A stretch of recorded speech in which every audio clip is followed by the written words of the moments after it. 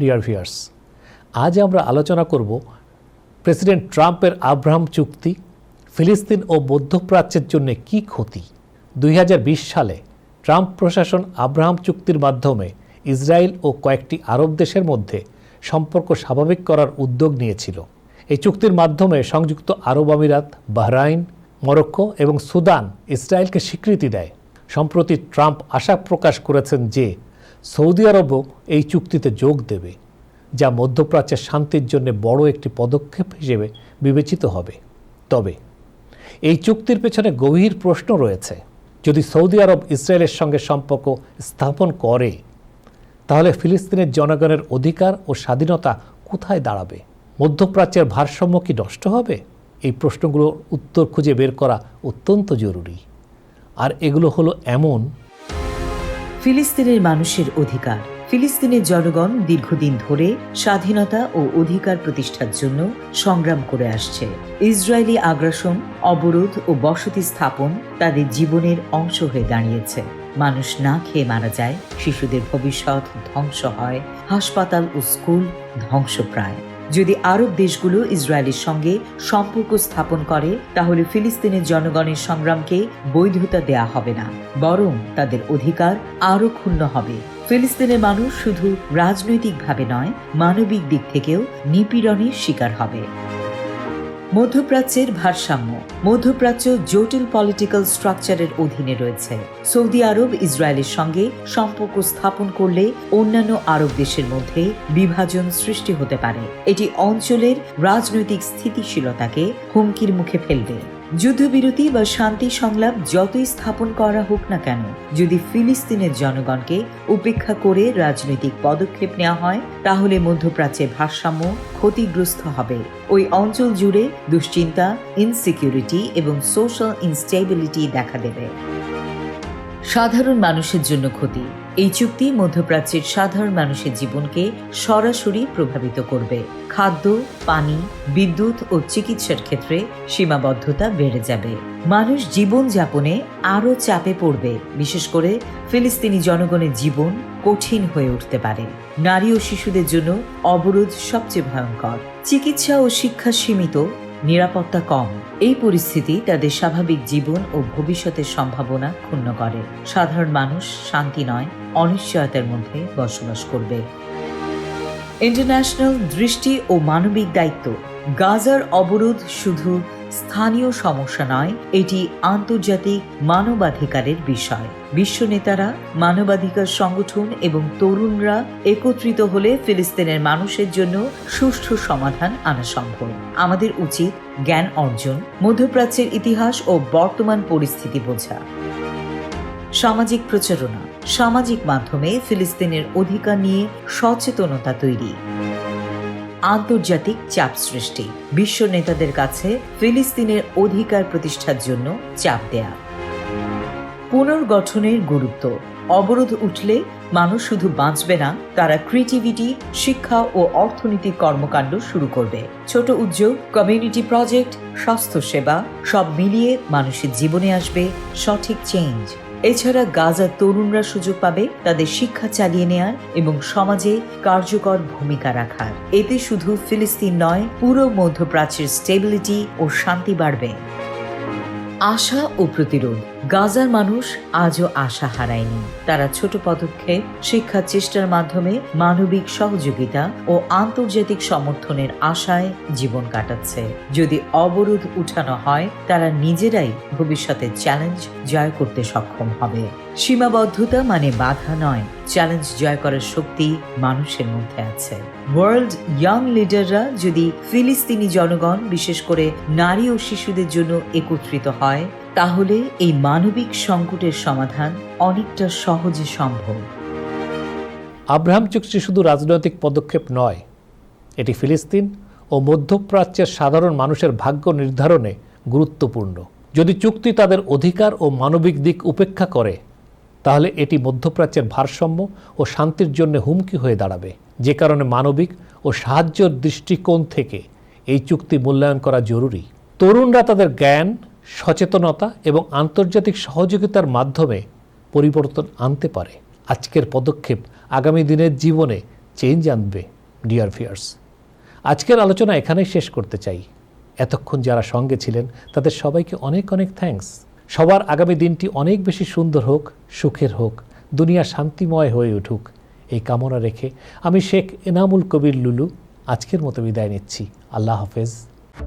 Solvian take new ইয়র্কের একমাত্র complete Bangladeshi IT firm, যাদের স্পেশালিটির মধ্যে রয়েছে web development, application development, digital marketing এবং সব ধরনের office IT support services. Solvian tech দিয়ে গড়ে তুলুন আপনার স্বপ্নের প্রজেক্ট। তাদের বিশ্বস্ত ও স্মার্ট সার্ভিস নিতে কল করুন 9179164104। ভিজিট করুন www.solviantech.com। Email sheikh.kabir@solviantech.com। Dear viewers, আজ আমরা কথা বলবো গাজা ক্রাইসিস এবং ট্রাম্পের পিস প্ল্যান নিয়ে। আর এই আলোচনায় আপনাদের সাথে আছে যথারীতি নিউ ইয়র্ক থেকে শেখ এনামুল কবির লুলু। ভিউয়ার্স, অবশেষে গাজা ও ইসরায়েলের মধ্যে একটি শান্তি চুক্তি হয়েছে। 2025 সালের 9 অক্টোবর ইসরায়েল এবং হামাস একটি প্রাথমিক শান্তি চুক্তিতে পৌঁছায়। এই চুক্তির আওতায় হামাস 24 ঘন্টার মধ্যে ইসরায়েলি বন্দীদের মুক্তি দেবে এবং ইসরায়েল গাজা থেকে তার সেনা প্রত্যাহার করবে। চুক্তির প্রথম ধাপের বাস্তবায়ন শুরু হয়েছে, তবে পুরো চুক্তির সফলতা নির্ভর করবে পরবর্তী ধাপগুলোর উপর। যুদ্ধের পরিসংখ্যান: 2 বছরের আগ্রাসনে গাজায় 67,000-এরও বেশি প্যালেস্টাইনিয়ান মারা গেছে, যার মধ্যে 17,000 হামাস যোদ্ধা বলে দাবি করেছে ইসরায়েল। ইসরায়েলের 1,139 জন নিহত হয়েছে, তবে এই সংখ্যা আরও বেশি বলে মনে করা হয়, কারণ গাজার আগ্রাসন চালাতে গিয়ে ইসরায়েলের অনেক সেনা মারা গেছে। তাদেরকে সম্ভবত এই হিসাবের মধ্যে আনা হয়নি। যাই হোক, যুদ্ধের কারণে গাজার অবকাঠামো ব্যাপকভাবে ধ্বংস হয়েছে, যা পুনর্গঠনের জন্য বিপুল পরিমাণ অর্থ ও আন্তর্জাতিক ফান্ড প্রয়োজন। আবার চুক্তির শক্তিশালী দিক: হামাস ও ইসরায়েলের মধ্যে সরাসরি সংলাপের মাধ্যমে চুক্তি হয়েছে। চুক্তির প্রথম ধাপ বাস্তবায়ন শুরু হয়েছে। চুক্তির প্রতি আমেরিকা থেকে শুরু করে বিশ্বের প্রায় সব দেশের সমর্থন রয়েছে। দুর্বলতা: চুক্তির পরবর্তী ধাপগুলো বাস্তবায়ন নিয়ে অনিশ্চয়তা রয়েছে। যুদ্ধবিরতি শুরুর আগ মুহূর্ত পর্যন্ত ইসরায়েল গাজায় হামলা চালিয়েছে। যদি তারা দেখে তাদের প্রয়োজনে আবার গাজায় হামলা চালানো প্রয়োজন, তাহলে তারা তাই করবে। তখন সরাসরি কেউ ইসরায়েলের হামলা বন্ধ করতে আসবে না। ফলে এই চুক্তি গাজায় ইসরায়েলের আগ্রাসন বন্ধের কোনো রকমের নিশ্চয়তা দিচ্ছে না। অনেকে আশঙ্কা করছেন, গাজা থেকে বন্দীদের মুক্তি দেওয়া শেষ হলে ইসরায়েল আবার নানা অজুহাতে গাজায় আগ্রাসন চালাতে পারে। পরিস্থিতি এমন হলে সে আগ্রাসন হবে আগের চেয়ে প্রাণঘাতী, কারণ তখন গাজায় কোনো ইসরায়েলি বন্দী থাকবে না। তখন অনেকটা ফ্রি স্টাইলে ইসরায়েল আগ্রাসন চালাতে পারবে, তাকে কোনো ইসরায়েলি বন্দীর জীবন নিয়ে ভাবতে হবে না। হামাসের রিঅ্যাকশন: হামাস চুক্তিকে একটি প্রথম পদক্ষেপ হিসেবে দেখছে, তবে তারা ইসরায়েলের প্রতি আস্থা রাখতে পারছে না। তারা আন্তর্জাতিক সম্প্রদায়ের কাছ থেকে শক্তিশালী ও নিরপেক্ষ নিশ্চয়তা চাইছে, যাতে ভবিষ্যতে ইসরায়েল চুক্তি লঙ্ঘন না করে। কিন্তু এই নিশ্চয়তা আসলে কারো পক্ষে দেওয়া সম্ভব নয়, কারণ আমেরিকা নিজেই বলা চলে ইসরায়েলের পক্ষে রয়েছে। তারা হামাসের কথা চেয়ে ইসরায়েলের স্বার্থকে বেশি ইম্পর্টেন্স দিয়ে থাকে। ইরানের প্রতিক্রিয়া: ইরান চুক্তির প্রতি সমর্থন জানিয়েছে, তবে তারা ইসরায়েলকে চুক্তির প্রতিশ্রুতি পালন করতে হবে বলে উল্লেখ করেছে। তারা যুদ্ধাপরাধের জন্য ইসরায়েলের বিরুদ্ধে আন্তর্জাতিক আদালতে মামলা করার আহ্বান জানিয়েছে। ইরান পরিষ্কার করে বলেছে, যুদ্ধবিরতি শেষ কথা নয়, বরং যারা গাজায় গণহত্যা চালিয়েছে তাদেরকে বিচারের আওতায় আনতে হবে। ডোনাল্ড ট্রাম্পের মন্তব্য: ডোনাল্ড ট্রাম্প চুক্তিকে একটি ঐতিহাসিক সাফল্য হিসেবে অভিহিত করেছেন, তবে তিনি চুক্তির পূর্ণ বাস্তবায়নের নিশ্চয়তা দিতে পারছেন না বলে মন্তব্য করেছেন। তার মতে, ইসরায়েল ও হামাসের মধ্যে দীর্ঘমেয়াদী শান্তি প্রতিষ্ঠা একটি কমপ্লেক্স প্রসেস। চুক্তির বাস্তবায়ন। চুক্তির সফল বাস্তবায়নের জন্য আন্তর্জাতিক সম্প্রদায়ের অ্যাক্টিভ রোল অত্যন্ত গুরুত্বপূর্ণ। বিশেষ করে ইউএন এবং আরব লীগকে গাজার পুনর্গঠন ও হিউম্যানিটেরিয়ান এইড বিতরণের ক্ষেত্রে নেতৃত্ব দিতে হবে। গাজার প্রশাসনিক কাঠামো রিবিল্ড করার জন্য একটি সুসংগঠিত পরিকল্পনা প্রয়োজন। চুক্তির বাস্তবায়ন। চুক্তির সফল বাস্তবায়নের জন্য আন্তর্জাতিক সম্প্রদায়ের অ্যাক্টিভ রোল অত্যন্ত গুরুত্বপূর্ণ। বিশেষ করে ইউএন এবং আরব লীগকে গাজার পুনর্গঠন ও হিউম্যানিটেরিয়ান এইড বিতরণের ক্ষেত্রে নেতৃত্ব দিতে হবে। গাজার প্রশাসনিক কাঠামো রিবিল্ড করার জন্য একটি সুসংগঠিত পরিকল্পনা প্রয়োজন। সম্ভাবনা ও চ্যালেঞ্জ। যদি চুক্তির পরবর্তী ধাপগুলো সফলভাবে বাস্তবায়িত হয় তবে গাজার জনগণের জন্য একটা শান্তিপূর্ণ ও স্থিতিশীল নিশ্চিত হতে পারে। তবে ইসরায়েল ও হামাসের মধ্যে ট্রাস্ট ও কোঅপারেশন একটি বড় চ্যালেঞ্জ। ইন্টারন্যাশনাল কমিউনিটির নিরপেক্ষ ও সক্রিয় ভূমিকা এই চ্যালেঞ্জ মোকাবেলায় সহায়ক হতে পারে। বাকিটা আগামীর উপর ছেড়ে দিয়ে আমি শেখ এনামুল কবির লুলু আজকের মতো বিদায় নিচ্ছি। আল্লাহ হাফেজ। সলভিয়ান টেক, নিউ ইয়র্কের একমাত্র কমপ্লিট বাংলাদেশি আইটি ফার্ম, যাদের স্পেশালিটির মধ্যে রয়েছে web development, application development, digital marketing এবং সব ধরনের office IT support services. Solvian tech দিয়ে গড়ে তুলুন আপনার স্বপ্নের প্রজেক্ট। তাদের বিশ্বস্ত ও স্মার্ট সার্ভিস নিতে কল করুন 9179164104। ভিজিট করুন www.solviantech.com। Email sheikh.kabir@solviantech.com। সুপ্রিয় দর্শক, আজ আমরা আলোচনা করব কাতারে ইসরায়েলের অন্যায় হামলা ও তার কনসিকুয়েন্স নিয়ে।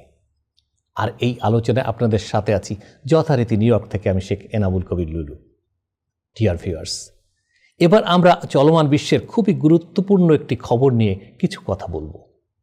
ইসরায়েলের যুদ্ধবিমান কাতারের রাজধানী দোহায় ফিলিস্তিনের ইসলামী প্রতিরোধ আন্দোলন হামাসের কার্যালয়ে হামলা চালিয়েছে। ইসরায়েলি গণমাধ্যম একে হত্যার অভিযান হিসেবে বর্ণনা করেছে। ইসরায়েলি সেনাবাহিনী এক বিবৃতিতে দাবি করেছে তারা হামাসের টপ লিডারশিপকে লক্ষ্য করে একটি সুনির্দিষ্ট হামলা পরিচালনা করেছে। আল জাজিরাকে দেয়া ইন্টারভিউয়ে হামাসের এক সিনিয়র অফিসিয়াল নাম প্রকাশ করার না শর্তে বলেছেন, যুদ্ধবিরতির বিষয়ে আমেরিকার প্রেসিডেন্ট ডোনাল্ড ট্রাম্পের প্রস্তাব নিয়েই আলোচনা করার সময় হামাসকে টার্গেট করা হয়। আবার ইসরায়েলের চ্যানেল 13কে দেয়া এক সাক্ষাৎকারে ইসরায়েলের এক সিনিয়র অফিসিয়াল বলেন, বৈঠকের সময় হামাস নেতা খলিল আল হাইয়া এবং ওয়েস্ট ব্যাংকের হামাসের পলিটিক্যাল ব্যুরোর চেয়ারম্যান জাহেদ জাবারিন উপস্থিত ছিলেন। এছাড়া হামাসের দীর্ঘদিনের নেতা খালেদ মাশআলও বৈঠকে উপস্থিত ছিলেন। হামাসের একটি সোর্স আল জাজিরাকে জানিয়েছে, দোহায় ট্রাম্পের যুদ্ধবিরতি প্রস্তাব নিয়ে আলোচনার জন্য অনুষ্ঠিত বৈঠকে উপস্থিত হামাসের সব লিডার ও মেম্বার ইসরায়েলের হত্যা প্রচেষ্টা থেকে বেঁচে গেছেন। কাতারের নিন্দা। কাতারের ফরেন মিনিস্ট্রি এই কাওয়ার্ডলি হামলার নিন্দা জানিয়ে একে ভায়োলেশন অফ ইন্টারন্যাশনাল ল এবং কাতারের নিরাপত্তার জন্য থ্রেট বলে উল্লেখ করেছে। বিবৃতিতে বলা হয়, কাতার কনফার্ম করছে যে তার সিকিউরিটি বা সভরেন্টির বিরুদ্ধে কোনো হামলা টলারেট করা হবে না। হাই লেভেলে তদন্ত চলছে এবং শীঘ্রই বিস্তারিত তথ্য জানানো হবে। ইরানের ফরেন মিনিস্ট্রির বিবৃতি। ইরানের ফরেন মিনিস্ট্রির স্পোকসম্যান ইসমাইল বাকাই কাতারে ইসরায়েলি হামলাকে ক্রিমিনাল অ্যাক্ট বলেছেন। তিনি বলেছেন, এটা অত্যন্ত ডেঞ্জারাস এবং ইন্টারন্যাশনাল আইন, কাতারের সভরেন্টি ও ইউএন চার্টারের ক্লিয়ার ভায়োলেশন। প্যালেস্টাইন এবং ওয়েস্ট এশিয়ার ইসরায়েল সরকারের অপরাধের বিরুদ্ধে ইন্টারন্যাশনাল ইনঅ্যাকশন সবার জন্য হুমকি বলে সতর্ক করেছেন তিনি। সৌদি আরব ও ইয়েমেনের নিন্দা। সৌদি আরব ও ইয়েমেন আলাদা বিবৃতি দিয়ে কাতারের রাজধানী দোহায় ইসরায়েলের সন্ত্রাসী হামলার এগেনস্ট স্ট্রং কন্ডেম করেছে। রিয়াদ একে নৃশংস ইসরায়েলি আগ্রাসন এবং কাতারের সভরেন্টির সুস্পষ্ট ভায়োলেশন বলে উল্লেখ করেছে। তারা ইসরায়েলি অকুপেশনকে অপরাধ বলে জানিয়েছে।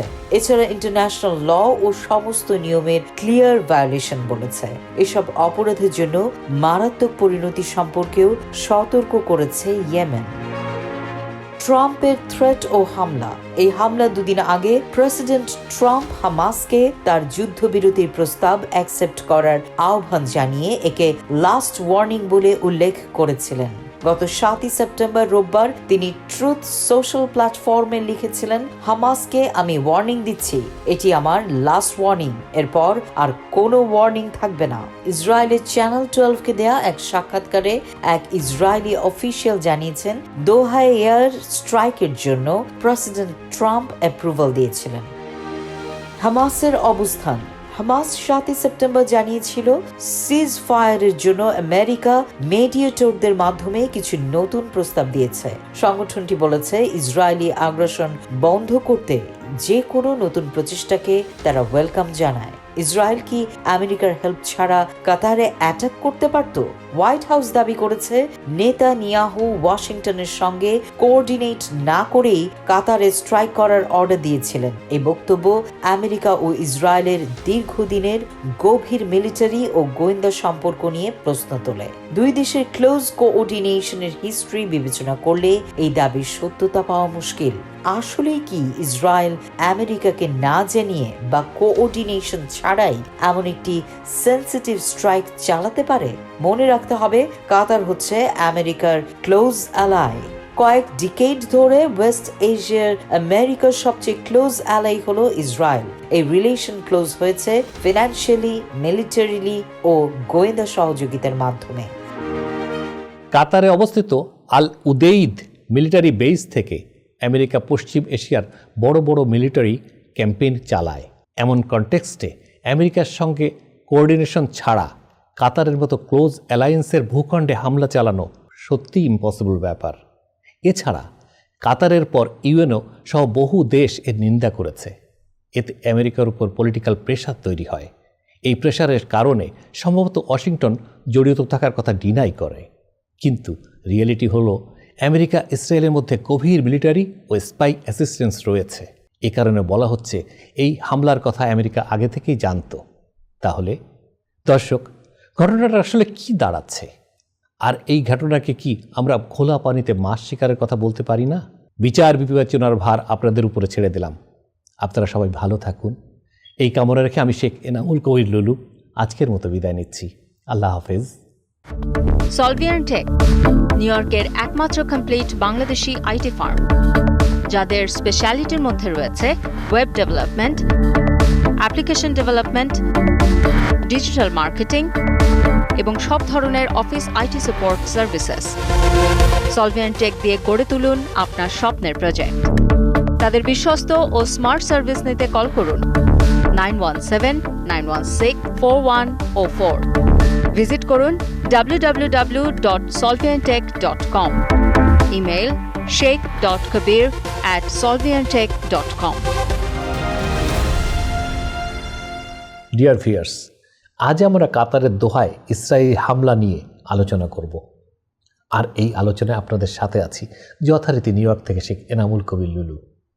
ভিউয়ার্স, 2025 সালের 9 সেপ্টেম্বর কাতারের রাজধানী দোহায় ইসরায়েল বিমান হামলা চালায়।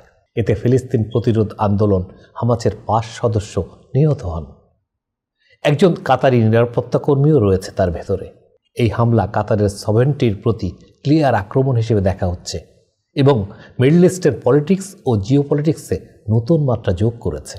ইসরায়েলি বিমান বাহিনী অপারেশন ফায়ার সামিট নামে এই হামলার নাম দিয়েছে। হামলাটি চালানো হয় দোহায় হামাসের রাজনৈতিক নেতাদের একটি বৈঠকে। বৈঠকটি ছিল গাজায় যুদ্ধবিরতি নিয়ে আলোচনার জন্য। আর এই যুদ্ধবিরতি বিষয়ে আমেরিকা মধ্যস্থতা করছিল। হামলার পরে হামাসের নেতারা বেঁচে গেলেও 5 সদস্য নিহত হন এবং কাতারি নিরাপত্তা বাহিনীর একজন সদস্যও মারা যান। এই ঘটনা কাতারের জন্য একটি বড় ধাক্কা হিসেবে বিবেচনা করা যায়। এছাড়াও ইসরায়েলের প্রধানমন্ত্রী নেতানিয়াহু কাতারকে সন্ত্রাসীদের আশ্রয় দেওয়ার অভিযোগ করেছেন এবং বলেছেন যে ভবিষ্যতেও ইসরায়েল আবার হামলা করতে পারে। অ্যাপোলজি চাওয়া নেতানিয়াহু ও তার সরকারের জন্য পলিটিক্যালি বিগ থ্রেট। কিন্তু কাতার ইসরায়েলের কাছে অ্যাপোলজি দাবি করেছে। দোহা রাজনৈতিক পরিস্থিতি বোঝে এবং অ্যাপোলজির ভাষা নিয়ে নমনীয় হতে প্রস্তুত। কাতার ও মধ্যপ্রাচ্যের রিয়াকশন। কাতার এই হামলাকে তার সভরেনিটির ক্লিয়ার ভায়োলেশন হিসেবে দেখছে এবং ইসরায়েলের কাছে আনুষ্ঠানিক অ্যাপোলজি দাবি করেছে। হামলার পর কাতার গাজা শান্তি আলোচনায় মধ্যস্থতা সাসপেন্ড করে এবং ইসরায়েল ফর্মালি অ্যাপোলজি না চাওয়া পর্যন্ত মধ্যস্থতার প্রসেস শুরু করবে না। হামলার পর কাতার মধ্যস্থতা থেকে দূরে সরে গিয়েছিল। ট্রাম্প প্রশাসন মনে করছে কাতারের সাহায্য ছাড়া বন্দীদের মুক্তি এবং যুদ্ধে সমাধান আনা খুব কঠিন। হামলার পর মিডল ইস্টের বিভিন্ন দেশ ইসরায়েলের এই আক্রমণের বিরুদ্ধে রিঅ্যাকশন জানায়। টার্কি কাতারে যুদ্ধবিমান পাঠায়, মিশর তাদের সীমান্তে নিরাপত্তা জোরদার করে এবং সৌদি আরব পাকিস্তানের সঙ্গে নিউক্লিয়ার ডিল সিগনেচার করে। সৌদি ও পাকিস্তান ডিফেন্স প্যাক্ট সই করেছে। এই চুক্তিতে বলা হয়েছে পাকিস্তান বা সৌদি আরব যে কোনো দেশের উপর হামলা হলে সেই হামলা চুক্তিবদ্ধ অন্য দেশের উপর হয়েছে বলেও ধরা হবে। মুসলিম বিশ্বে সামরিক জোট গঠনের প্রস্তাব। কাতারে হামলার পর ইরান ও মিশর একটি মুসলিম মিলিটারি অ্যালায়েন্স গঠনের প্রস্তাব দিয়েছে, যা নেটো স্টাইলের একটি ডিফেন্স অ্যালায়েন্স হতে পারে। এই প্রস্তাবের মধ্যে একটি জয়েন্ট মিলিটারি কমান্ড প্রতিষ্ঠা এবং একটি কোঅর্ডিনেটেড ডিফেন্স স্ট্র্যাটেজি গঠনের কথা বলা হয়েছে। এই প্রস্তাবের পেছনে মূল কারণ হলো ইসরায়েলের আক্রমণ, যা মুসলিম দেশগুলোর মধ্যে জয়েন্ট ডিফেন্স সিস্টেম গঠনের প্রয়োজনীয়তা তুলে ধরেছে। এই অ্যালায়েন্স গঠনের মাধ্যমে মুসলিম দেশগুলো নিজেদের সিকিউরিটি কনফার্ম করতে চায় এবং ইসরায়েলের আগ্রাসনের বিরুদ্ধে ইউনাইটেড হতে চায়। কাতার চাইছে তারা গুরুত্বপূর্ণ মধ্যস্থতাকারী হিসেবে ভূমিকায় থাকুক। ইসরায়েলের জন্য পরিস্থিতি জটিল, তাকে শক্ত অবস্থান দেখাতে হবে, কিন্তু পিস প্রসেসে কাতারকে রাখতেই হবে। অ্যাপোলজির ভাষায় নমনীয় ইসরায়েলকে সম্মান বজায় রাখতে সাহায্য করবে, আর কাতারও সন্তুষ্ট থাকবে। এসব আলোচনা থেকে বলা যায় কাতারে ইসরায়েলি হামলা মিডল ইস্টের রাজনীতিতে একটি গুরুত্বপূর্ণ ইউটার্ন। এই হামলা কাতারের সভরেনিটির প্রতি ক্লিয়ার আক্রমণ হিসেবে দেখা হচ্ছে এবং মুসলিম দেশগুলোর মধ্যে জয়েন্ট ডিফেন্স সিস্টেম গঠনের প্রয়োজনীয়তা তুলে ধরেছে। যদি এই অ্যালায়েন্স সফল হয়, তবে তা মধ্যপ্রাচ্যের নিরাপত্তা পরিস্থিতিকে একটি নতুন হরাইজন সূচনা করতে পারে। আপনাদের কাছে আজ এটুকুই তুলে ধরে বিচার বিবেচনার ভার আপনাদের উপরই ছেড়ে দিয়ে আমি শেখ এনামুল কবির লুলু আজকের মতো বিদায় নিচ্ছি। আল্লাহ হাফিজ। প্রিয় দর্শক, আজ আমরা আলোচনা করব সাম্প্রতিক বিশ্ব নিয়ে, আর এই আলোচনায় যথারীতি আপনাদের সাথে রয়েছি নিউ ইয়র্ক থেকে শেখ এনামুল কবির লুলু। পাকিস্তানের সঙ্গে সামরিক চুক্তি। নিউক্লিয়ার অস্ত্রের অধিকারী দেশ পাকিস্তানের সাথে সৌদি আরব একটি ডিফেন্স ডিল করেছে। গত 17 সেপ্টেম্বর পাকিস্তানের প্রাইম মিনিস্টার শাহবাজ শরীফ এবং সৌদি ক্রাউন প্রিন্স মোহাম্মদ বিন সালমান চুক্তিতে সই করেন। তাতে বলা হয়েছে যে কোনো একটি দেশের উপর আক্রমণ হলে দুই দেশের উপর আক্রমণ বলে ধরে নেওয়া হবে। পাকিস্তান ও সৌদি আরবের লিডাররা এই চুক্তিকে ঐতিহাসিক বলে অভিহিত করেছেন। 17 সেপ্টেম্বর সন্ধ্যায় সৌদি আরবের রাজধানী রিয়াদে সৌদি যুবরাজ মোহাম্মদ বিন সালমান এবং পাকিস্তানের প্রধানমন্ত্রী শাহবাজ শরীফ এই চুক্তিতে সাইন করেন। পাকিস্তান ও সৌদি আরবের মধ্যে হিস্ট্রিক্যাল এই চুক্তির সময় প্রধানমন্ত্রী শাহবাজ শরীফের সঙ্গে উপস্থিত ছিলেন পাকিস্তানের সেনা প্রধান ফিল্ড মার্শাল আসিফ মুনির এবং ডিফেন্স মিনিস্টার খাজা আসিফ। এই ডিফেন্স পার্টনারশিপ চুক্তিটি এমন এক সময় হলো যখন রিসেন্টলি কাতারের রাজধানী দোহায় ইসরায়েলি হামলার পর থেকে আরব দেশগুলো সিরিয়াস কনসার্ন দেখা দিয়েছে। আবার সৌদি আরব ও পাকিস্তানের মধ্যে এই চুক্তির পর ইন্ডিয়ার ফরেন মিনিস্ট্রি রিঅ্যাকশনে জানিয়েছে তারা ইন্ডিয়ার ন্যাশনাল সিকিউরিটির পাশাপাশি আঞ্চলিক ও বৈশ্বিক স্থিতিশীলতার উপর এই চুক্তির ইম্প্যাক্ট খতিয়ে দেখবে। 18 সেপ্টেম্বর এক বিবৃতিতে ভারতের পররাষ্ট্র মন্ত্রণালয়ের মুখপাত্র রণধীর জয়সওয়াল বলেন, আমরা সৌদি আরব ও পাকিস্তানের মধ্যে স্ট্র্যাটেজিক ডিফেন্স ডিল সইয়ের খবর দেখেছি। সরকার সর্বশেষ এই চুক্তির বিষয়ে জানে। বিষয়টি সরকারের বিবেচনায় রয়েছে। পাকিস্তানের সঙ্গে এই চুক্তির পর সৌদিকে ভারত বলেছে ভারত ও সৌদির মধ্যে যে মিউচুয়াল ইন্টারেস্ট ও সেন্সিটিভিটির বিষয়টি রয়েছে সেটি সৌদি বিবেচনায় রাখবে। এরপর দিন 19 সেপ্টেম্বর উইকলি প্রেস ব্রিফিং এ ইন্ডিয়ার ফরেন মিনিস্ট্রির মুখপাত্র রণধীর জয়সওয়াল বলেন, ইন্ডিয়া ও সৌদি আরবের মধ্যে একটি ডিটেইল স্ট্র্যাটেজিক পার্টনারশিপ রয়েছে যা গত কয়েক বছরে রিমার্কেবলি ডিপ হয়েছে। আমরা আশা করি আমাদের স্ট্র্যাটেজিক পার্টনার সৌদি আরব মিউচুয়াল ইন্টারেস্ট এবং সেনসিটিভিটির বিষয়গুলো মাথায় রাখবে। এদিকে পাকিস্তান ও সৌদি আরবের যৌথ বিবৃতিতে বলা হয়েছে, নতুন এই ডিফেন্স ডিল নিজেদের নিরাপত্তা জোরদার করার জন্য দুই দেশের কমন অঙ্গীকারের রিফ্লেকশন। এর লক্ষ্য হলো দুই দেশের মধ্যে ডিফেন্স কোঅপারেশনের বিভিন্ন দিক প্রকাশ করা। পাকিস্তান হচ্ছে সৌদি আরবের দীর্ঘদিনের মিত্র। সৌদিকে সামরিক ক্ষেত্রে বিভিন্নভাবে সহায়তা দেয় ইসলামাবাদ। এখন দুই দেশের এই সম্পর্ক অন্য মাত্রায় পৌঁছেছে। চলতি বছর জুনে ইসরায়েল ইরানে হামলা চালানোর পর দুই দেশের মধ্যে 12 দিন সংঘাত চলে। ওই হামলায় ইসরায়েল ইরানে নিউক্লিয়ার ফ্যাসিলিটি এবং ঊর্ধ্বতন বেসামরিক ও সামরিক নেতাদের নিশানা করেছিল। মার্কিন বোমারু বিমান এই হামলায় সহায়তা করে। তারা ইরানের অন্যতম প্রধান নিউক্লিয়ার সাইট ফোর্দোতে বাংকার ব্লাস্টার বিশাল বোমা ফেলেছিল। 3 মাস পর ইসরায়েল কাতারের রাজধানী দোহার একটি ভবনে হামলা চালিয়েছে। সেখানে দূতাবাস, বিপণী বিতান ও শিক্ষা প্রতিষ্ঠান রয়েছে। এতে অন্তত ফিলিস্তিনের 5 জন হামাস সদস্য এবং 1 জন কাতারি নিরাপত্তা কর্মকর্তা নিহত হন। দোহায় এই হামলার পর আরব ও ইসলামিক দেশগুলোর একটি জরুরি বৈঠক ডাকা হয়। গালফ কোঅপারেশন কাউন্সিল বা জিসিসি ভুক্ত দেশ বাহরাইন, কুয়েত, ওমান, কাতার, সৌদি আরব ও সংযুক্ত আরব আমিরাত বৈঠকে যোগ দেয়। তারা একটি জয়েন্ট ডিফেন্স সিস্টেম অ্যাক্টিভ করবে বলেও ঘোষণা দেয়। ডিফেন্স ডিল সম্পর্কে পাকিস্তানের অ্যানালিস্ট ফয়সাল খান বলেছেন, বিভিন্ন হামলার ঘটনা গালফ কান্ট্রিগুলোর নিরাপত্তা কনসার্ন বাড়িয়ে তুলেছে এবং আমেরিকার সিকিউরিটি সিস্টেমের উপর তাদের আস্থা কমিয়ে দিয়েছে। গালফ কান্ট্রিগুলো যখন তাদের নিরাপত্তা বাড়াতে চাইছে, তখন পাকিস্তান, মিশর ও তুরস্কের মতো দেশগুলো স্বাভাবিকভাবেই তাদের অংশীদার হিসেবে আসছে। এখন প্রশ্ন হচ্ছে, পাকিস্তান ও সৌদি আরবের মধ্যে এই ডিল আসলে কি কার্যকর হবে? আবার এও প্রশ্ন উঠে আসে যে কাতারে ইসরায়েলে হামলার পর গালফ কান্ট্রিগুলো যে ইউনিফাইড হওয়ার চেষ্টা করছে, তাই বা কতটুকু কার্যকর হবে? সবচেয়ে বেশি আলোচিত হচ্ছে, যদি ইন্ডিয়া পাকিস্তানের উপর হামলা করে তাহলে সৌদি আরব কি করবে? সত্যিই কি তারা ইন্ডিয়ার বিরুদ্ধে যুদ্ধে জড়িয়ে যাবে? সৌদি আরবের এই যুক্ত হওয়াটা কতটুকু ইফেক্টিভ হবে? ডিয়ার ভিউয়ার্স, এসব প্রশ্ন রেখেই আজকের আলোচনা শেষ করতে চাই। এতক্ষণ যারা সঙ্গে ছিলেন তাদের সবাইকে অনেক অনেক থ্যাঙ্কস। সবাই ভালো থাকবেন। সবার আগামী দিনটি অনেক বেশি সুন্দর হোক, সুখের হোক, দুনিয়া শান্তিময় হয়ে উঠুক, এই কামনায় আমি শেখ এনামুল কবির লুলু আজকের মতো বিদায় নিচ্ছি। আল্লাহ হাফেজ।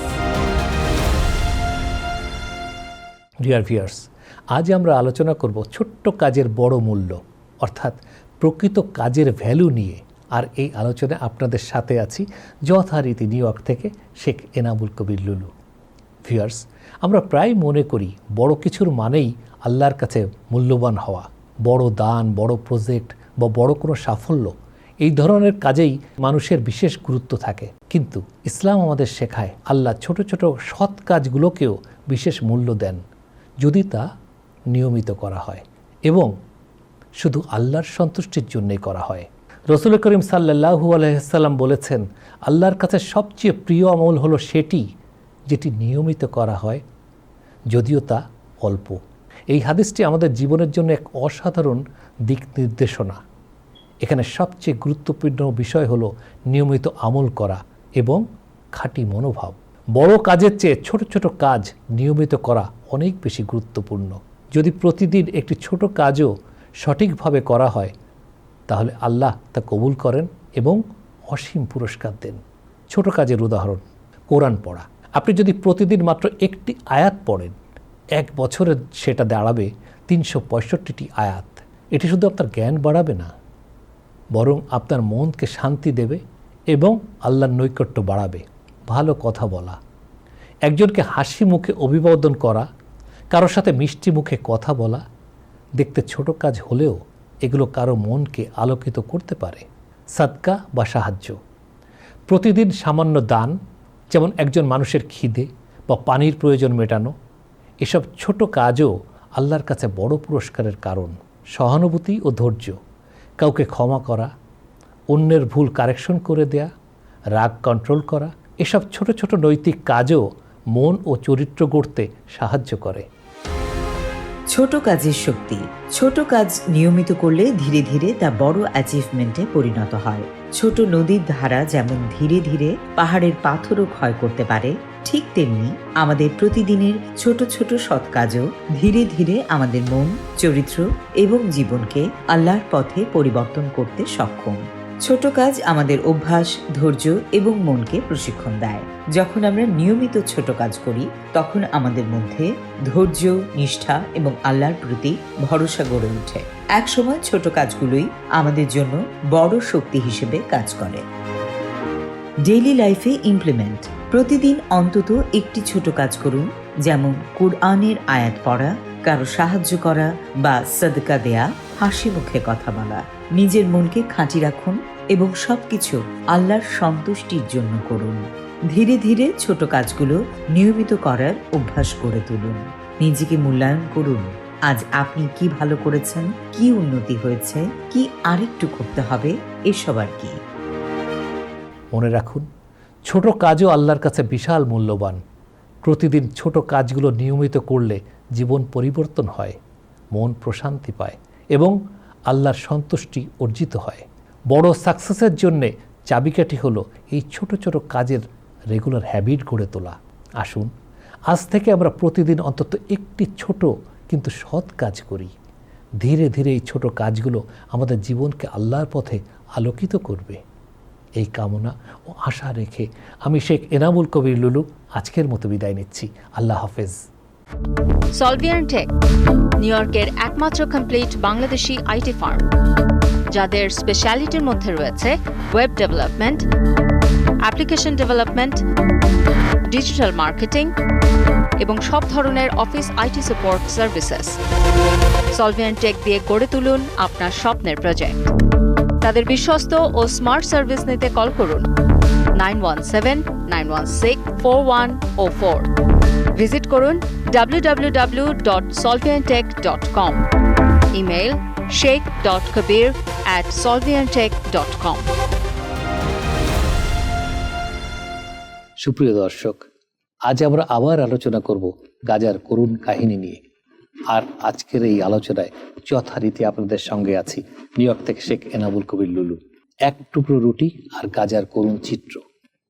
আমরা কেউ কি বলতে পারি এক টুকরো রুটির জন্য ফিলিস্তিনের গাজার কত ফিলিস্তিনি মারা গেছেন? হয়তো এই প্রশ্নের জবাব খুঁজে পাবো না এখনই, তবে একটি মোটামুটি ডেটা পাওয়া হয়তো যেতে পারে। ফিলিস্তিনের হেলথ মিনিস্ট্রি গাজার হিউম্যান অ্যান্ড ডিস্ট্রিবিউশন সেন্টারে নিহতের সংখ্যা নিয়ে একটি রিপোর্ট প্রকাশ করেছে। সেটাকেই আমরা তুলে ধরতে পারি। ফিলিস্তিনের হেলথ মিনিস্ট্রি রিসেন্টলি এক রিপোর্টে ঘোষণা করেছে যে 2023 সালের 7 অক্টোবর থেকে 2025 সালের 1 আগস্ট পর্যন্ত গাজায় ইসরায়েলি হামলায় 60,332 জন ফিলিস্তিনি মারা গেছে এবং 147,600 ইনজিওর্ড হয়েছে। এই রিপোর্ট অনুসারে রিসেন্টলি গাজায় আমেরিকা এবং ইসরায়েল সরকার পরিচালিত হিউম্যান এইড ডিস্ট্রিবিউশন হেল্প সেন্টারগুলোতে 91 জন শহীদ হয়েছেন এবং একই হামলায় 666 জনেরও বেশি ইনজিওর্ড হয়েছেন। এই ঘটনাগুলো সহ আরো যেসব ঘটনা রয়েছে, রুটি আনতে গিয়ে সেগুলো রুটির টুকরোর জন্য মৃত্যু নামে পরিচিত। এমন শহীদের সংখ্যা 330 জনে পৌঁছেছে এবং আহতের সংখ্যা 8,818 জনে পৌঁছেছে। ইউএন এর অর্গানাইজেশনগুলো গাজার এইড ডিস্ট্রিবিউশন সেন্টারগুলোকে মৃত্যুর ফাঁদ হিসেবে ন্যারেট করেছে। 2025 সালের ফেব্রুয়ারিতে গাজা চ্যারিটি ফাউন্ডেশন নামে এই সেন্টারগুলো স্ট্যাবলিশড হয়েছিল এই দাবি নিয়ে যে হামাস জাতিসংঘের এইড ডিস্ট্রিবিউশনের কাজ দখল করার জন্য হিউম্যান এইড চুরি করছে। এই দাবি জাতিসংঘ বারবার অস্বীকার করেছে। এই বিষয়ে দুটি বেসরকারি আমেরিকান নিরাপত্তা সংস্থা সেফ রিচ সলিউশনস এবং ইউজি সলিউশনস 4টি সেন্টারে এইড ডিস্ট্রিবিউশনের কাজ গ্রহণ করে এবং ইসরায়েলি সৈন্যরাও এই সেন্টারগুলোর চারপাশে মোতায়েন রয়েছে। গাজার ডক্টরস উইদাউট বর্ডার্স এর জরুরি সমন্বয়কারী আইটর জাবালগোগে আজকভা তার বক্তৃতায় এই কেন্দ্রগুলোর অবস্থা সুন্দরভাবে ন্যারেট করেছেন। তিনি বলেছেন, 4টি ডিস্ট্রিবিউশন সেন্টার এমন এলাকায় অবস্থিত যেখানে বাসিন্দাদের রিফিউজি করার পরে ইসরায়েলিদের সম্পূর্ণ কন্ট্রোল রয়েছে। সেন্টারগুলো একটি ফুটবল মাঠের আকারের, মাটির ঢিবি, কাঁটাতারের তার এবং ওয়াচ টাওয়ার দিয়ে ঘেরা। শুধুমাত্র একটি এন্ট্রান্স রয়েছে এবং যখন কর্মীরা খাবারের বাক্সগুলো ভেতরে রাখে এবং দরজা খুলে দেয়, তখন হাজার হাজার মানুষ একসাথে ঢুকে পড়ে। সবাই একটু খাবারের জন্য লড়াই করে। যদি কেউ আগে চেক পয়েন্টের কাছে পৌঁছায় তাহলে তাদের গুলি করা হয়। যদি তারা সময় মতো পৌঁছায় কিন্তু ভিড় থাকে এবং তারা ফ্রেঞ্চ বা কাঁটাতারের উপর দিয়ে লাফিয়ে যায়, তবুও তাদের গুলি করা হয়। যদি তারা দেরিতে পৌঁছায় তবুও তাদের গুলি করা হয়, কারণ এলাকাটিকে রিফিউজি এরিয়া হিসেবে বিবেচনা করা হয়। গাজার মানুষের এই যে দুঃখ কষ্ট, এর অবসান কবে হবে? এই প্রশ্ন এখনই সবার মনে ঘুরপাক খাচ্ছে। এই প্রশ্নই এখন সবচেয়ে বড় প্রশ্ন হয়ে দেখা দিয়েছে। ওয়ার্ল্ডের প্রায় 8 বিলিয়ন মানুষ তাদের চোখের সামনে এভাবে ফিলিস্তিনিদের খাদ্যের জন্য কষ্ট দিয়ে অত্যন্ত অপমানজনকভাবে হত্যা করা হচ্ছে, তা মোটেই অ্যাকসেপ্টেবল না। এর বিরুদ্ধে অবশ্যই ওপিনিয়ন গড়ে তোলা উচিত। ওয়ার্ল্ডে যেসব হিউম্যান রাইটস অর্গানাইজেশন আছে তাদেরকে স্ট্রং পজিশন নিতে হবে। তা না হলে তাদের কথা শুধু কথাই থেকে যাবে, কাজের কাজ কিছুই হবে না। ফিলিস্তিনিদের আরব বা মুসলিম হিসেবে না দেখে বরং মানুষ হিসেবেই তাদের দেখতে হবে। ওয়ার্ল্ডে যখন হিউম্যানিটি নিয়ে এত কথা, এত কাজ, সেখানে কেন ফিলিস্তিনিদের সাধারণ মানুষের কেন নিরাপদে বাঁচার রাইট থাকবে না? এই প্রশ্নের জবাব খুঁজে বের করতে হবে। এই জন্য ওয়ার্ল্ড লিডারদের বিবেক অ্যাক্টিভ করতে হবে। আর এই আশা নিয়ে আমি শেখ এনামুল কবির লুলু আজকের মতো বিদায় নিচ্ছি। আল্লাহ হাফেজ। সলভিয়ান টেক, নিউ ইয়র্কের একমাত্র কমপ্লিট বাংলাদেশি আইটি ফার্ম, যাদের স্পেশালিটির মধ্যে রয়েছে web development, application development, digital marketing এবং সব ধরনের office IT support services. Solvian tech দিয়ে গড়ে তুলুন আপনার স্বপ্নের প্রজেক্ট। তাদের বিশ্বস্ত ও স্মার্ট সার্ভিস নিতে কল করুন 9179164104। ভিজিট করুন www.solviantech.com। Email sheikh.kabir@solviantech.com। Dear viewers, আজ আমরা আলোচনা করব অসহায়, নিরীহ, ক্ষুধার্ত গাজাবাসীর কথা। না খেয়ে প্রতিদিন মারা যাচ্ছে নিষ্পাপ শিশু, বৃদ্ধ, বৃদ্ধা, অসহায় মানুষ। বিশ্ব বিবেক আজ স্তব্ধ, তারা যেন অন্ধ ও বধির। গাজাবাসীর জন্য তাদের কোনো ভাষা নেই। সুন্দর সুন্দর ডিপ্লোম্যাটিক কথার ফুলঝুরি আজ আর শোনা যাচ্ছে না। মানবতার অন্তর্চক্ষু আজ সুন্দর ঝলমলে স্যুট টাইয়ের মধ্যে সীমাবদ্ধ। হিংস্রতা ও নৃশংসতার হোলি খেলা চলছে গাজাবাসীর উপর। আর আমাদের মুসলিম বিশ্বের ধারক বাহক হয়ে যারা বসে আছেন, তারা তাদের বিলাসিতার আনন্দ উল্লাসে আর গদি সামলাতেই ব্যস্ত। শুধুমাত্র কিছু বাণী দিয়েই তারা দায় সারছেন, যেন তাদের কিছুই করার নেই। কিন্তু তারা আবার কিংয়ের টুপি পরে বসে আছেন। প্রত্যেকটা ইস্যুতে তারা ডার্টি পলিটিক্স করছেন। গাজার এই নৃশংসতায় যারা উৎসাহিত করছেন এবং সাহায্য করছেন, তাদেরকে এই মুসলিম নামক লোকরা আবার কথার মরম লাগাতেই ব্যস্ত। আর এই সুযোগে গাজাবাসীর উপর হামলা হচ্ছে নৃশংস থেকে নৃশংসতম, নিষ্ঠুর থেকে নিষ্ঠুরতম। হায় রে মানুষ, হায় রে মানবতা। এই ভুক্তভোগী গাজাবাসীকে নিয়ে আজকের আলোচনায় আপনাদের সাথে আছি নিউ ইয়র্ক থেকে আমি শেখ এনামুল কবির লুলু। না খেয়ে মারা যাচ্ছে গাজাবাসী। গাজার মানুষ প্রায় 1.5 বছরেরও বেশি সময় ধরে চলা ইসরায়েলের বর্বর হামলায় ধ্বংসস্তূপে পরিণত হয়েছে ফিলিস্তিনের গাজা উপত্যকা। সেখানকার আর্থ সামাজিক সব অবকাঠামো ধ্বংস হয়ে গেছে। এর ফলে এখন খাদ্যের অভাবে পড়েছেন গাজার প্রায় সব মানুষ। এছাড়া গাজা উপত্যকায় 2007 সাল থেকে স্যাংশনের আন্ডারে রয়েছে। খাবার এখন এতটাই দুর্লভ হয়ে পড়েছে যে ছোট্ট এই উপত্যকার বাসিন্দারা ঘোড়া জবাই করে খাচ্ছেন। বার্তা সংস্থা AFPর সঙ্গে কথা হয় আবু জিব্রিল নামের এক ব্যক্তির। তিনি জানিয়েছেন, নিজ পরিবারের মুখে খাবার তুলে দিতে নিজের 2 ঘোড়াকেই জবাই করে দিয়েছেন তিনি। আবু জিব্রিল বলেছেন, বাচ্চাদের খাওয়াতে আমাদের আর কোনো উপায় ছিল না, ঘোড়াকে জবাই করতে হয়েছে, ক্ষুধা আমাদের হত্যা করেছে। আবু জিব্রিল আরো বলেছেন, আমরা বড়রা হয়তো থাকতে পারছি, কিন্তু 4 বছর 5 বছর বয়সী এসব শিশু কি করছে, যারা ক্ষুধা নিয়ে ঘুমাতে যাচ্ছে আবার ক্ষুধা নিয়ে জেগে উঠছে। দিন যত যাচ্ছে গাজায় খাদ্য সংকট আরো তীব্র হচ্ছে। ইসরায়েলের বোমা হামলার কারণে চ্যারিটি অর্গানাইজেশনগুলো সাধারণ মানুষের কাছে যেতে পারছে না, ফলে বেশিরভাগ মানুষই খাওয়ার জন্য কোনো ধরনের খাবার পাচ্ছেন না। এছাড়া পর্যাপ্ত খাদ্য গাজায় ঢুকছে না। ক্ষুধার যন্ত্রণায় গাজার বাসিন্দারা এখন পচা ভুট্টা, পশু পাখিদের খাবার যেগুলো মানুষের খাওয়ার জন্য উপযুক্ত নয়, লতা পাতা ইত্যাদি খাচ্ছেন। জাতিসংঘের বিশ্ব খাদ্য সহায়তা কর্মসূচি বা WFP জানিয়েছে, গাজার সাধারণ মানুষ এখন খাবারের জন্য ব্যাকুল হয়ে পড়েছেন। অপরদিকে জাতিসংঘ হুঁশিয়ারি দিয়েছে, প্রায় 22 লাখ মানুষ দুর্ভিক্ষের কবলে পড়ার শঙ্কায় রয়েছেন। গাজায় নিহত মানুষের গল্প। খাবারের খোঁজে বের হওয়া এক কিশোর, হোমলেস ফিলিস্তিনিদের শিবিরে থাকা 8 বছরের এক মেয়ে, আর কয়েক মাস অপুষ্টিতে ভোগা এক ব্যক্তি। এদের সবাই গত জুলাই মাসে গাজায় মারা গেছেন। মে মাসের শেষ দিক থেকে জুলাই পর্যন্ত খাদ্য সংগ্রহ করতে গিয়ে ইসরায়েলি সেনাদের হামলায় মারা গেছে 1373 জন ফিলিস্তিনি। ইসরায়েলের অবরোধের কারণে গাজায় বড় আকারের দুর্ভিক্ষ ছড়িয়ে পড়ছে বলে সাহায্য সংস্থাগুলো ওয়ার্নিং দিয়েছে। ইসরায়েলি সরকারের এক মুখপাত্র এ দাবি অস্বীকার করে বলেছেন, খাবারের ঘাটতির জন্য হামাস দায়ী এবং তারা ত্রাণ লুট করছে। এদিকে গাজার মানবিক পরিস্থিতি দ্রুত ভেঙে পড়ছে বলে জাতিসংঘ সতর্ক করেছে এবং ওয়ার্ল্ড হেলথ অর্গানাইজেশন জানিয়েছে, গাজার অন্তত 10% মানুষ মারাত্মকভাবে অপুষ্টিতে ভুগছে। আব্দুল্লাহ জেনদেইয়া নামে এক কিশোর, যার বয়স 19 বছর, তিনি গত 20 জুলাই রোববার খাবারের সন্ধানে বাড়ি থেকে বের হওয়ার পর নিহত হন, জানিয়েছে তার বোন নাজরিন। তারা মধ্য গাজার আল সাবরা এলাকায় তাদের মায়ের একটি ভাঙাচোরা বাড়িতে থাকেন। নাজরিন জানান, সেদিন সে খাবার আনার জন্য খুব অস্থির হয়ে পড়েছিল। আমি তাকে বলেছিলাম, ঘরে সামান্য যে ডাল আছে সেটাই খেয়ে নাও, কিন্তু সে মানেনি। বিকাল 4টায় আব্দুল্লাহ বাড়ি থেকে বের হয় এবং পরিবারের জন্য কয়েক কেজি ময়দার বস্তা আনতে সে উত্তরের পথে 5 কিলোমিটার পথ হাঁটে। মূলত সেখানেই সপ্তাহে একবার ত্রাণের ট্রাক আসে। তার সঙ্গে ছিল 2 ভাই এবং কয়েকজন আত্মীয়।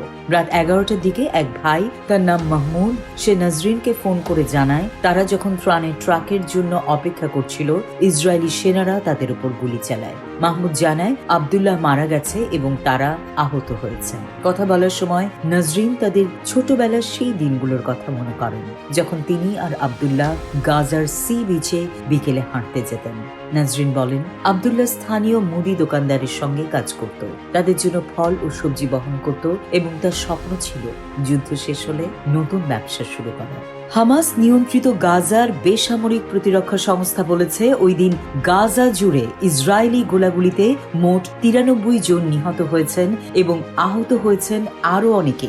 মূলত ত্রাণ বিতরণের পয়েন্টগুলোর কাছে এসব হতাহতের ঘটনা ঘটেছে। 8 বছর বয়সী সেলা মাহমুদ। এক ভোরে মেয়েটি নিহত হয় বলে জানায় তার মা আলা শেহাদা। মা বড় 2 বোন, যাদের বয়স 13 ও 14 বছর এবং 6 বছর বয়সী এক ছোট্ট ভাইয়ের সঙ্গে উত্তর গাজার আল সাতি এলাকায় হোমলেসদের জন্য তৈরি একটি শরণার্থী শিবিরে থাকতো ছোট্ট এই মেয়েটি। এক সন্ধ্যায় আলা বলেন, বাকি 3 সন্তানকে রেখে তিনি তার 13 বছরের মেয়ে খাবারের জন্য কয়েক কিলোমিটার দূরে জিকিম হেলথ সেন্টারের দিকে রওনা দিয়েছিলেন। কিন্তু রাত প্রায় 1:45টায় তিনি দূরে গোলাগুলির শব্দ শুনে ভীষণ ভয় পেয়ে যান। তার মনে হতে থাকে খারাপ কিছু ঘটবে। আলা বলেন, আমার মনে একটা ঘা লাগে। মা হিসেবে আমার মন বলতে থাকে, আমার সন্তানেরা বোধহয় হামলার শিকার হবে। পরিচিত কিছু মানুষের সাহায্যে আলা ক্যাম্পে থাকা তার বড় মেয়েকে ফোন করতে সক্ষম হন। বড় মেয়ে নিশ্চিত করে জানায় যে তারা হামলার শিকার হয়েছে এবং শেলা মারা গেছে। এই ঘটনা শুনে আলা বলেন, আমার হৃদয় ভেঙে গেছে। বাকি 2 শিশু বেঁচে আছে, কিন্তু মারাত্মকভাবে আহত হয়েছে এবং তারা গাজার আল সিফা হসপিটালে আছে। আলা বলেন, শেলা শেষ কয়েকদিনে প্রচণ্ড ক্ষুধার্ত ছিল। তার মায়ের কাছে শেষ কথা ছিল, পেট না ভরে যাওয়া পর্যন্ত পুরো এক বাটি ডাল দিয়ে ভাত খেতে চাই মা। ভাবা যায় গাজার শিশুর চাওয়া কতটা কম। পেট ভরে এক বাটি ডাল খেতে চায় তারা। কত শিশু, কত বৃদ্ধ না খেয়ে মারা যাচ্ছে সেখানে। খাবার দেওয়ার কথা বলে ইসরায়েলি সেনারা ফিলিস্তিনের ডেকে নিয়ে তাদের উপর গুলি চালাচ্ছে। আজকাল প্রায় প্রতিদিনই প্রায় 100 ফিলিস্তিনি নিহত হচ্ছে, অথচ আমরা বিশ্ববাসী চুপ করে দেখছি। মানবতা আজ মুছে যাচ্ছে, সেদিক থেকে কোনো কারো ভ্রুক্ষেপ নেই। মানবতার কথা বলে যারা কত বয়ান দেন, তারা কেউই ফিলিস্তিনের রক্ষা করতে এগিয়ে আসছে না। সবাই যেন অসহায় কিংবা কারো কিছু করার নেই। দর্শক, বিবেক আজ নীরব দর্শক, বিবেকের কোনো ভাষা নেই। আমরা যারা এই সব কিছু দেখার ও বোঝার পরও নিজেদের ভোগ বিলাসে ব্যস্ত, তাদের চোখ আল্লাহ খুলে দিন, এই কামনা রেখে আমি শেখ এনামুল কবির লুলু আজকের মতো বিদায় নিচ্ছি। আল্লাহ হাফিজ।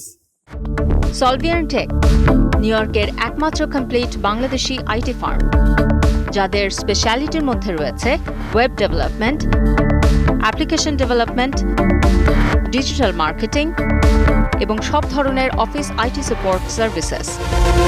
সলভিয়ান টেক দিয়ে গড়ে তুলুন আপনার স্বপ্নের প্রজেক্ট। তাদের বিশ্বস্ত ও স্মার্ট সার্ভিস নিতে কল করুন 9179164104। ভিজিট করুন www.solviantech.com। Email sheikh.kabir@solviantech.com। Dear viewers, আজ আমরা আলোচনা করব ফিলিস্তিনের হিউম্যান রাইটস এবং জাস্টিসের জন্য লড়াই, এটা নিয়ে। আর এই আলোচনায় আপনাদের সাথে আছি শেখ এনামুল কবির লুলু। ভিউয়ার্স, ফিলিস্তিনের মানুষেরা গত 2 বছর ধরে আগ্রাসনের মধ্য দিয়ে জীবন কাটাচ্ছে। তাদের বেসিক হিউম্যান রাইটস লঙ্ঘিত হচ্ছে, তাদের ঘর বাড়ি ধ্বংস হচ্ছে, আর ইনোসেন্ট মানুষ মারা যাচ্ছে শুধুমাত্র নিজের জন্মভূমিতে থাকার জন্যে। ইসরায়েল যেভাবে বিহেভ করছে সেটা স্পষ্টভাবে ইনজাস্টিস। যারা ন্যায় ও হিউম্যান রাইটসকে বিশ্বাস করি, আমাদের এই সিচুয়েশনের বিরুদ্ধে অ্যাওয়ারনেস তৈরি করতে হবে। ফিলিস্তিনের মানুষের সাফারিং ইগনোর করার কোনো অপশন নেই। প্রত্যেক চাইল্ড, হিউম্যান ও এল্ডারলি মানুষ নিরাপদ জীবন পাওয়ার অধিকার রাখে, কিন্তু ব্লকেটস, বম্বিংস, মিলিটারি অ্যাটাক তাদের জীবনকে ডেইলি ফিয়ারে ফেলেছে। তাদের স্কুল, হসপিটাল, বেসিক স্ট্রাকচার ধ্বংস হচ্ছে। ইমাজিন করুন, যেখানে এডুকেশন, হেলথ বা সেফটির বেসিক রাইট নেই, সেখানে মানুষ কিভাবে হোপ ধরে রাখতে পারে? এ সময় আমাদের সলিডারিটি দেখানোর সময়।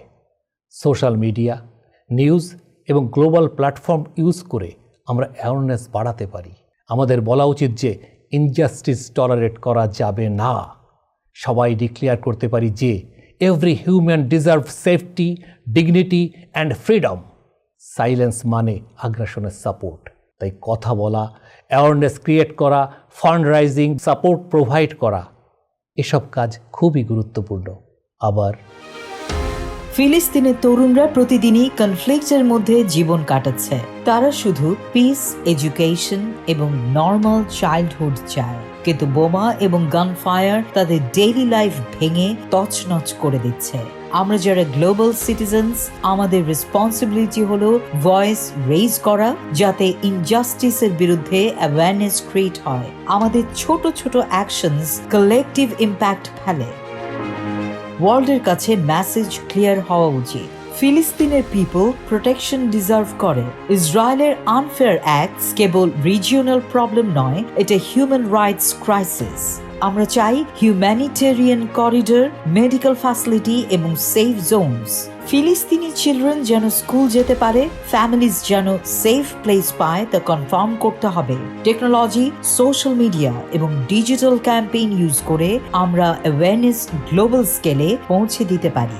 আমরা এনভায়রনমেন্টাল ইস্যুস বা ক্লাইমেট চেঞ্জের জন্য যেভাবে অ্যাওয়ারনেস ক্রিয়েট করি, ঠিক সেইভাবে হিউম্যান রাইটসের জন্য সলিডারিটি দেখানো দরকার। স্টপ অ্যাগ্রেশন মানে stop unnecessary violence. Protect innocent lives মানে প্রোটেক্ট হিউম্যানিটি। আমাদের ছোট কাজ, অনলাইন ক্যাম্পেইন, ডোনেশন বা অ্যাওয়ারনেস প্রোগ্রাম, এসব কালেকটিভলি হিউজ ইম্প্যাক্ট ফেলে। ফিলিস্তিনের প্রতিরোধ আন্দোলন এবং তাদের দৃঢ়তা ইন্সপায়ার করে। তাদের কারেজ, হোপ এবং ডিটারমিনেশন দেখিয়ে দেয় যে এক্সট্রিম হার্ডশিপের মধ্যেও মানুষের স্পিরিট সার্ভাইভ করতে পারে। আমাদের কাজ হলো তাদের স্ট্রাগল ইগনোর না করা, তাদের স্টোরি গ্লোবাল প্ল্যাটফর্মে তুলে ধরা। আমরা চাই না কোনো হিউম্যান সাফারিং বিনা বিচারে পার পা। আমরা চাই ইউনিভার্সাল জাস্টিস, পিস এবং equality. Clear all to action, voice raise করুন, অ্যাওয়ারনেস ক্রিয়েট করুন, হিউম্যানিটেরিয়ান সাপোর্ট প্রোভাইড করুন। অনলাইন ক্যাম্পেইন, কমিউনিটি ডিসকাশন বা ডোনেশন, যে কোনো ছোট কাজই হোক না কেন তা কালেকটিভ ইম্প্যাক্ট ফেলে। সাইলেন্স মানে কনসেন্ট নয়, এভরি অ্যাকশন ম্যাটার্স। ফিলিস্তিনের ফিউচার নিয়ে হোপ রাখার জন্য কালেকটিভ এফোর্ট দরকার। আমরা চাই চিলড্রেন নর্মাল চাইল্ডহুড উপভোগ করুক, সেখানকার ফ্যামিলিগুলো সেফ থাকুক এবং কমিউনিটি রিবিল্ড করুক। আমরা চাই গ্লোবাল সিটিজেন্স হিসেবে হিউম্যান রাইটস আপহোল্ড করি এবং ইনজাস্টিসের বিরুদ্ধে ইউনাইটেড স্ট্যান্ড নেই। কোনো সন্দেহ নেই ফিলিস্তিনের মানুষ প্রোটেকশন ডিজার্ভ করে, তাদের ডিগনিটি এবং পিস পাওয়ার রাইট আছে। আমাদের রেসপন্সিবিলিটি হলো তাদের স্ট্রাগল ইগনোর না করা, অ্যাওয়ারনেস ক্রিয়েট করা, সলিডারিটি দেখানো, স্টপ ইনজাস্টিস, সাপোর্ট হিউম্যানিটি এবং অপরের ভয়েস গ্লোবাল স্টেজে পৌঁছানো। ফিলিস্তিনি জনগণের ক্যারেজ আমাদের ইন্সপায়ার করে, একইভাবে আমাদের অ্যাকশন তাদের হোপকে শক্তিশালী করবে। সো ফিলিস্তিনিদেরকে ভুলে গেলে চলবে না। আমরা ফিলিস্তিনিদের মনে রেখেছি, রাখছি এবং আগামীতেও রাখব এবং সারা জীবন রাখব। এই আশা রেখে ও কামনা রেখে আজকের মতো বিদায় নিচ্ছি। আল্লাহ হাফেজ। সলভিয়ান টেক, নিউ ইয়র্কের একমাত্র কমপ্লিট বাংলাদেশি আইটি ফার্ম, যাদের স্পেশালিটির মধ্যে রয়েছে web development, application development, digital marketing এবং সব ধরনের office IT support services. Solvian tech দিয়ে গড়ে তুলুন আপনার স্বপ্নের প্রজেক্ট। তাদের বিশ্বস্ত ও স্মার্ট সার্ভিস নিতে কল করুন 9179164104। ভিজিট করুন www.solviantech.com। Email sheikh.kabir@solviantech.com। Dear viewers, এবার বিশ্বের গুরুত্বপূর্ণ একটি ঘটনা নিয়ে আলোচনা করব। আর এই আলোচনায় আপনাদের সাথে আছি যথারীতি নিউ ইয়র্ক থেকে শেখ এনামুল কবির লুলু। সেপ্টেম্বরের প্রথম দিকে নেপালে ঘটে গেল এক হিস্ট্রি চেঞ্জ করা ঘটনা। ইয়াংদের ব্যাপক বিক্ষোভের মুখে পদত্যাগ করেছেন নেপালের প্রধানমন্ত্রী কেপি শর্মা ওলি। নেপালের সচিবালয় থেকে গত 9 সেপ্টেম্বর মঙ্গলবার বিকেলে এক বিবৃতিতে এ খবর কনফার্ম করা হয়। তবে তার পদত্যাগের পরও বিভিন্ন সরকারি গুরুত্বপূর্ণ স্থাপনায় হামলা ও আগুন দেওয়ার মতো ঘটনা ঘটেছে। সোশ্যাল মিডিয়ার ওপরে নিষেধাজ্ঞা ও সরকারের মন্ত্রী ও উচ্চপদস্থ কর্মকর্তাদের দুর্নীতির বিরুদ্ধে প্রতিবাদ জানাতে 8 সেপ্টেম্বর নেপালের রাজপথে নেমে আসেন কয়েক হাজার মানুষ। বিক্ষোভকারীদের বেশিরভাগই বয়সে তরুণ বা জেনজি প্রজন্মের। রাজধানী কাঠমান্ডু সহ দেশটির অন্তত 7টি শহরে এদিন ব্যাপক বিক্ষোভ হয়। বিক্ষোভ দমনে কঠোর হন ওলি সরকার। নেপালের এই বিদ্রোহের পেছনে কারণ কি, এর পরিণতি বা কি?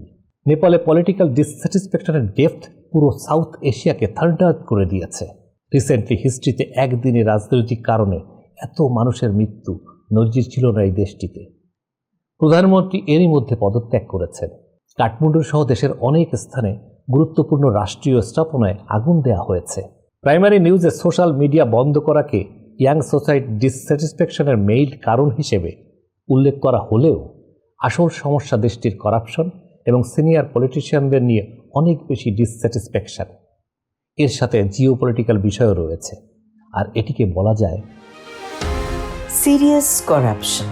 11 সেপ্টেম্বর 26টি সামাজিক যোগাযোগ মাধ্যম বন্ধ করা থেকে সর্বশেষ ঘটনা শুরু। মূলত এর প্রতিবাদে টিনেজ ও ইয়াং জেনারেশন বিক্ষোভে নামে। কাঠমান্ডুর পাশাপাশি বিক্ষোভ ছড়িয়ে পড়ে আরো অনেক শহরে। মানুষ দ্বিতীয় দিনের মতো কারফিউ ভায়োলেট করে বিক্ষোভ করছে। আর্মি পরিস্থিতি কন্ট্রোলের চেষ্টা করলেও খুব লাভ হয়নি। তরুণ সমাজে আন্দোলনে নামার নৈতিক ও আইনগত যুক্তি হিসেবে ছিল কনস্টিটিউশনের 17 নম্বর অনুচ্ছেদ, যেখানে মত প্রকাশের ফ্রিডম স্বীকার করা হয়েছে। এরপরও সোশ্যাল মিডিয়ার উপর চড়াও হয় সরকার। এর বাইরে গোয়েন্দা বিভাগকে টেলিফোনে আড়ি পাতার অধিকার দিয়ে একটি আইন তৈরির কাজ শুরু হয়েছিল সম্প্রতি। সেটা শহুরে শিক্ষিত সমাজকে অ্যাংরি করে। এর প্রতিবাদে রাস্তায় নামে মানুষ। নেপালের সোশ্যাল মিডিয়া বাংলাদেশের মতোই বিভিন্ন পার্টির সাপোর্টারদের পলিটিক্যাল আলাপের বড় প্ল্যাটফর্ম। অ্যান্টি গভর্নমেন্ট পলিটিক্যাল কর্মীরা যদিও শুরুতে প্রোটেস্টের অর্গানাইজার ছিলেন না এবং মিছিলেও সংখ্যায় কম ছিল, কিন্তু সরকারের মিডিয়া নিষিদ্ধের পেছনে দুর্নীতির আলাপ বন্ধের কনস্পিরেসি দেখছিল তারা। এসব নিয়ে গড়ে ওঠে তীব্র মুভমেন্ট। সারা বিশ্বে জেন জিদের আন্দোলনে যা দেখা যায়, নেপালেও তার ব্যতিক্রম হয়নি। তাৎক্ষণিকভাবে অনেক মিউজিক ও সিনেমা স্টার বিক্ষোভকারীদের পক্ষ নিয়েছেন। এমন স্টাররা সবসময় প্রফেশনের স্বার্থে ইয়াংদের সঙ্গে থাকতে চান, আবার ইয়াংরাও তাদের ফেভারিট স্টারদের সাপোর্ট পেলে চাঙ্গা হয়ে ওঠেন। নেপালেও তাই হয়েছে। বিক্ষোভকারীরা ব্যাপক ভাঙচুর শুরু করেন। এ সময় রাষ্ট্রীয় স্থাপনার নিরাপত্তায় ডিপ্লয় করা রক্ষীরা গুলি চালালে তাৎক্ষণিকভাবে মারা যান 19 জন। আহত মানুষের সংখ্যাও অনেক। রাজনৈতিক অস্থিরতায় নজর রাখছে সুপার পাওয়ারগুলো। কেপি শর্মা ওলির জোট সরকারের জন্য প্রথম দিনের ঘটনাগুলো নিশ্চিতভাবে বড় এক ধাক্কা ছিল। পরদিন প্রধানমন্ত্রীকে রিজাইন দিতে হয়। গত বছর জুলাইয়ে ওলির নেতৃত্বে সরকার গঠিত হয়েছিল। নেপালি কংগ্রেস দলের ঐতিহাসিক ঘনিষ্ঠতা ইন্ডিয়ার সঙ্গে। পার্লামেন্টে দলগুলোর আসন ক্ষমতা এমন যে কেউই সেখানে ইউনিল্যাটারালি সরকার গঠন করতে না পারায় অনেকটা ভিন্ন আদর্শের হয়েও ওলির সঙ্গে জোট করেছিল নেপালি কংগ্রেস। দেশটিতে ক্ষমতার এরকম চেঞ্জে ইন্ডিয়া ও চায়নার ভূমিকা অনেক সময় বেশ স্পষ্টভাবে ধরা পড়ে। নেপালের সহিংসতায় ইন্ডিয়া ও চায়নার পক্ষ থেকে কোনো রিয়াকশন দেখানো না হলেও আমেরিকান নেতৃত্বে 7টি দেশের এম্বাসি বিবৃতি দিয়েছিল। এতে বিক্ষোভকারীদের দাবির প্রতি সাপোর্ট দেখা গেছে। ওলি সরকারের পতনের মধ্য দিয়ে পুরো বিষয়টা চায়নার জন্য একটা আঘাত হিসেবেই ভাবা হচ্ছে। তবে কাঠমান্ডুর ডিপ্লোম্যাটিক জোনের অনেকে নেপালের ঘটনাকে গত বছরের বাংলাদেশের আগস্টের ঘটনার সঙ্গে মিলিয়ে দেখতে চাইছেন এবং জিওপলিটিক্সের যোগ বিয়োগ মেলাতে চাইছেন। নেপালের দৈনিকগুলোতে খোলামেলাভাবেই লেখা হয়েছে তাদের বিক্ষুব্ধ তরুণেরা বাংলাদেশের গত বছরের আন্দোলন, ইন্দোনেশিয়া ও ফিলিপাইনের সাম্প্রতিক বিক্ষোভ দেখে বিশেষভাবে উদ্বুদ্ধ হয়েছে। এই 3 দেশের তরুণ সমাজের দুর্নীতি বিরোধী আওয়াজ নেপালের জেনজি বিশেষভাবে রাস্তায় নামতে ইন্সপায়ার্ড করেছে। করাপশনের প্রোটেস্ট করতে গিয়ে নেপালের সরকার চেঞ্জ হয়ে গেল। আজ এটুকুই আপনাদের সামনে তুলে ধরে আমি শেখ এনামুল কবির লুলু আজকের মতো বিদায় নিচ্ছি। আল্লাহ হাফেজ। ডিয়ার ভিউয়ার্স, আজ আমরা কথা বলবো যুদ্ধবিরতির পর গাজা ও ধ্বংসের মাঝে ফিরে আসা এই বিষয়টি নিয়ে। আর এই আলোচনায় আপনাদের সাথে আছি যথারীতি নিউ ইয়র্ক থেকে শেখ এনামুল কবির লুলু। ভিউয়ার্স, যুদ্ধবিরতি কার্যকর হওয়ার পর ধীরে ধীরে গাজার মানুষ তাদের ঘরবাড়িতে ফিরছে, কিন্তু ঘরবাড়ি কি এখন আর আছে? অনেক বাড়ি ধ্বংসপ্রায়, দেয়াল পড়ে রয়েছে মাটিতে, ছাদ ভেঙে গেছে, রাস্তা ধ্বংসের চিহ্নে ভর্তি। অনেকের জন্য ঘরে ফেরার মানে এখন শুধু স্মৃতির কবর। মানুষেরা যাবে কোথায়? কিভাবে আবার নতুন জীবন গড়ে তুলবে যখন কিছুই আর অবশিষ্ট নেই? কেউ হয়তো খুঁজে পাবে ঘরের ছোট্ট অংশ, কেউ হয়তো কিছুই পাবে না। কেউ আর পাবে না মা বাবাকে, ভাই বোনকে, স্ত্রী বা স্বামীকে।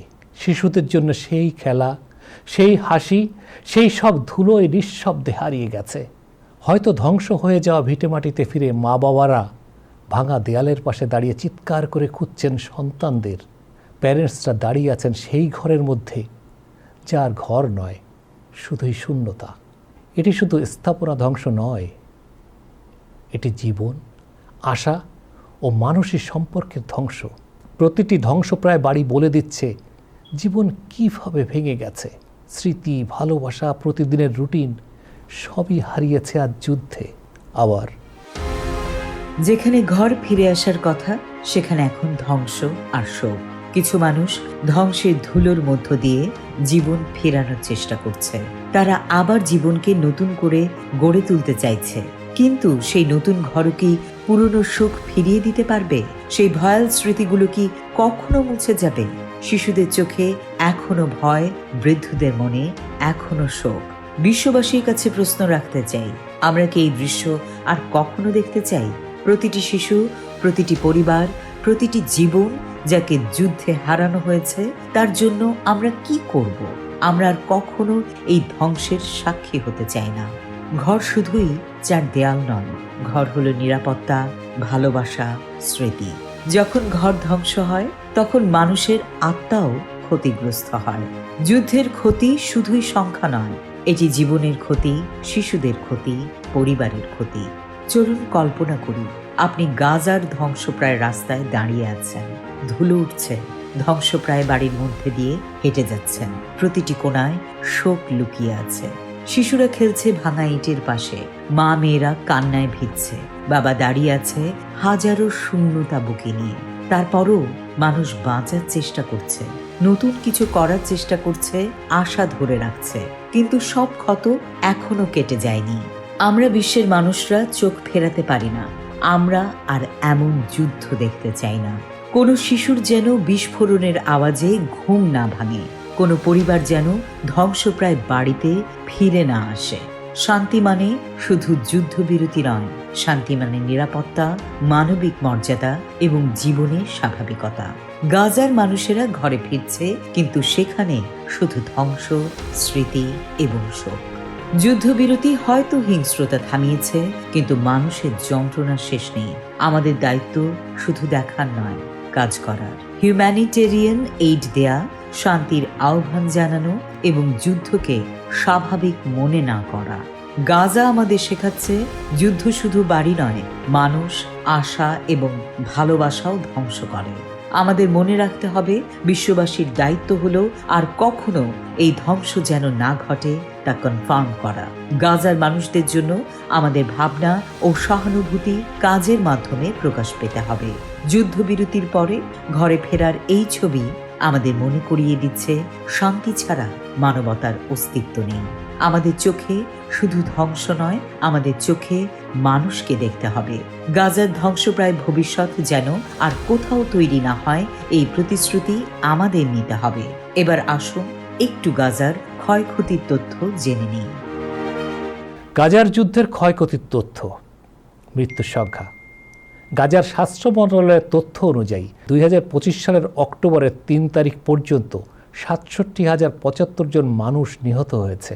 এছাড়া আহত হয়েছে 1,69,430 জন মানুষ।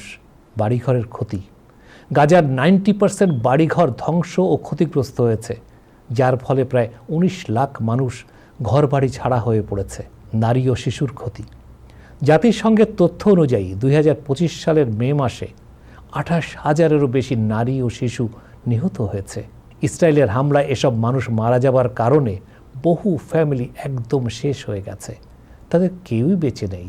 ফলে এমন বর্বরতা আমরা আর দেখতে চাই না। এর অবসান এখানেই হোক, এখানেই চাই। ডিয়ার ভিউয়ার্স, আজকের আলোচনা এখানেই শেষ করতে চাই। এতক্ষণ যারা সঙ্গে ছিলেন তাদের সবাইকে অনেক অনেক থ্যাঙ্কস। সবাই ভালো থাকবেন। সবার আগামী দিনটি অনেক বেশি সুন্দর হোক, সুখের হোক, দুনিয়া শান্তিময় হয়ে উঠুক, এই কামনা রেখে আমি শেখ এনামুল কবির লুলু আজকের মতো বিদায় নিচ্ছি। আল্লাহ হাফেজ। সলভিয়ান টেক, নিউ ইয়র্কের একমাত্র কমপ্লিট বাংলাদেশি আইটি ফার্ম, যাদের স্পেশালিটির মধ্যে রয়েছে web development, application development, digital marketing এবং সব ধরনের office IT support services. Solvian tech দিয়ে গড়ে তুলুন আপনার স্বপ্নের প্রজেক্ট। তাদের বিশ্বস্ত ও স্মার্ট সার্ভিস নিতে কল করুন 9179164104। ভিজিট করুন www.solviantech.com।